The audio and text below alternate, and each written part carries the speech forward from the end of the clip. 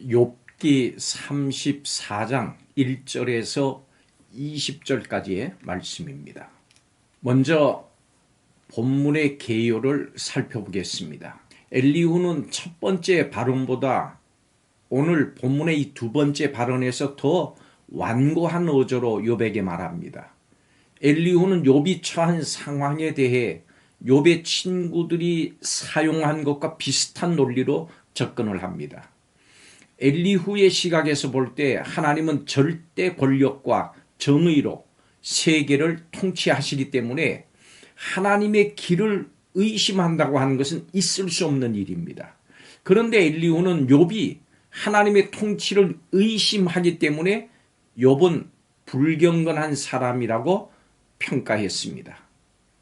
욥에 대한 엘리후의 이러한 평가에서 엘리후가 욥의 친구들과 비슷한 생각을 가지고 있다고 하는 사실을 알 수가 있습니다. 이 말은 엘리후가 결코 욥을 돕기 위해서 논쟁을 벌이고 있는 것이 아니라는 겁니다. 그래서 34장에 있는 엘리후의 발언은 논쟁에서 이기기 위해서 욥을 공격하고 있는 듯한 인상을 줍니다. 엘리후의 말이 틀린 말은 아닙니다만은 그럼에도 불구하고 엘리후에게는 욥을 긍휼히 여기는 마음이 없었습니다. 사랑이 없으면 아무것도 아닙니다. 이것이 오늘 본문의 내용입니다. 여러분, 사람은 고난을 당할 때 그 지혜가 드러납니다. 지혜롭지 못한 사람은 모든 것을 자신의 기준으로 보기 때문에 하나님의 공의를 의심하고 하나님께서 하시는 일에 대해서 불평합니다. 성도는 고난 중에도 자신이 아니라 공의로우신 하나님의 기준으로 사물을 보는 지혜가 필요합니다. 그렇다면 지혜로운 성도는 고난 중에 그 고난에 대해서 어떻게 반응할까요? 오늘 본문을 통해서 고난 중에 있는 성도의 지혜에 대해서 살펴보겠습니다. 첫째로 지혜로운 성도는 오직 하나님만이 정의의 기준이 되심을 인정합니다. 엘리후는 선한 것이 뭔지 함께 가려내 보자고 말합니다. 욥이 말하기를 나는 허물이 없지만 화살로 상처를 입었다. 이 욥의 말에 욥을 악인과 한패로 봤기 때문입니다. 자기 자신의 기준에 따라서 하나님의 공의로우심을 부인하는 사람은 마치 남을 향한 비방을 물 마시듯이 해대는 악인과 다를 바가 없다고 엘리후는 말합니다. 여러분, 우리의 생각을 기준으로 삼는다면 우리도 하나님께 불평할 수밖에 없을 겁니다. 어디 그뿐이겠습니까? 하나님의 말씀에 순종할 수도 없습니다. 우리의 작은 뇌로 내 자신이 기준이 돼서 하나님의 정의를 판단하려는 것이 얼마나 무모한 시도인지를 알아야 합니다. 모든 일에 하나님을 향한 어리석은 불평을 그칩시다. 하나님의 모든 행하심에 아멘 할 수 있기를 바랍니다. 하나님의 공의로우심을 인정하고 겸손히 하나님의 의를 구합시다.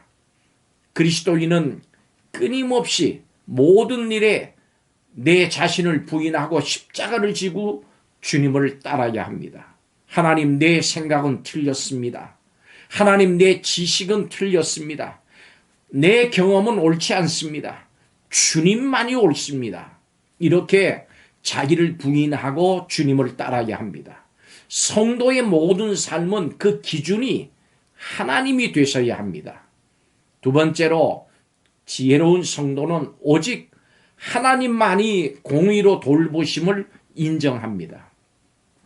엘리후는 다시금 총명하다고 하는 사람들에게 말합니다. 하나님은 절대 악을 행하지 않으십니다. 전능자는 절대 잘못 행하지 않으십니다. 엘리후는 하나님이 공의로우시고 온 세상을 주관하고 계신다고 말합니다. 맞습니다. 만약 하나님이 다스리시지 않으신다면 온 세상의 육체가 한순간에 흙이 되어 버릴 수 있습니다. 여러분, 주님은 지금도 우리를 비롯한 만물을 공의로 돌보고 계십니다.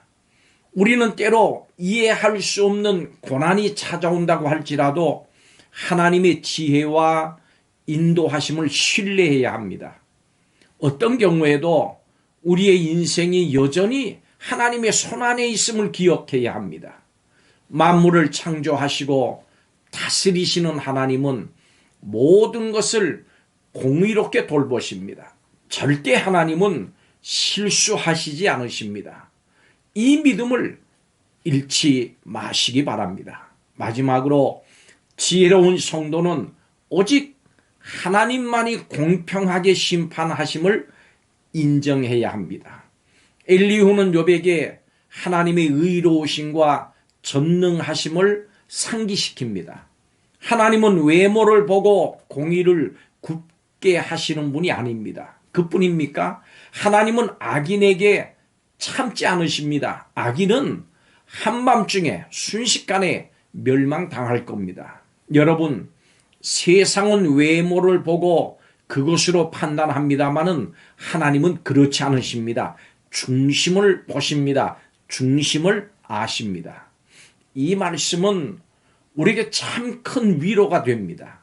이 말씀을 의지해서 살면 악한 세상입니다마는 정의롭게 살 수 있는 힘을 얻습니다. 우리를 보고 세상이 비웃어도 믿음으로 삽시다. 주님이 재림하시는 바로 그날에 악인은 흩날리는 재처럼 사라져버리고 말 것입니다. 여러분, 주님은 공의로우십니다. 우리의 삶에 고난이 찾아와도 하나님의 공의가 변한 게 아닙니다. 하나님은 여전히 만물과 우리를 다스리고 계십니다. 때로 일어나는 불신의 의심과 불평을 멈추고 믿음으로 다시 한번 삶을 점검하시기 바랍니다. 믿음의 대장부가 되시기를 바랍니다. 기도하겠습니다. 때로 인생에 닥치는 고난이 너무 커서 감당할 수 없을 때 같은 때가 있습니다. 이때마다 어떤 고난보다도 크신 우리 하나님이 계심을 기억하게 하여 주옵소서. 내 자신을 부인하고 모든 것을 언제나 의롭게 다스리시는 하나님의 성품을 초도 의심하지 않고 고난의 폭풍우 속에서도 기뻐하며 순종하는 성도와 가정과 교회가 되게 하여 주옵소서. 예수님의 이름으로 기도하옵나이다. 아멘.